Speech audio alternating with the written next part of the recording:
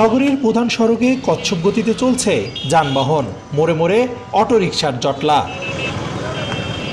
Rangpur city corporation, জেলা পরিষদ, supermarket ও পায়রা চত্বর সহ গুরুত্বপূর্ণ পয়েন্টগুলোতে প্রায় লেগেই থাকে রিকশা অটোরিকশার জট। সকাল থেকে রাত পর্যন্ত সৃষ্টি হয় স্থবিরতা। রোজা শুরুর পর পরিস্থিতি আরও বেগতিক। গাড়ি হয়ে গেছে বেশি, অটো ভাড়া ভুড়া কম, তারপরে নাম্বার ছাড়া গাড়ি অনেক চলে। অটো গাড়ি, রিক্সা গাড়িতে জ্যামের উপর জ্যাম, হেঁটে যাতায়াত করি স্কুল কলেজে। যানজট আমাদের পক্ষে সম্ভব না, আমরা মেনে নিতে পারতেছি না। গাড়িগুলো নিজস্ব লাইন মেনটেন করে চলতে পারতো, তা আমার মনে হয় যে আমাদের সাধারণ জনগণের চলাচল করার ক্ষেত্রে যে ভোগান্তিটা, সেটা অনেকটা আমাদের জন্য আর কি কমে যেত। কর্মজীবী মানুষ পড়ছেন চরম দুর্ভোগে।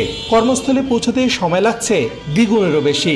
নগরবাসীর অভিযোগ, প্রতিদিনের এই যানজট এখন গলার কাটা। ফুটপাত পর্যন্ত দখল করে নিয়েছে, আর বিশেষ করে যে ফুটপাতে যে দোকানগুলো আছে, এই দোকানগুলোর কারণে জ্যামটা আরও বেশি। ট্রাফিক আইনের অমান্য করে তারা বিভিন্ন স্থানে অটো বা রিক্সা দাঁড় করাচ্ছে, এই জন্য আমরা বিভিন্ন ভোগান্তিতে পড়ছি। ট্রাফিক বিভাগ বলছে, ডাম্পিং জোন না থাকা ও যত্রতত্র গাড়ি পার্কিংয়ের কারণেই সৃষ্টি হচ্ছে জট।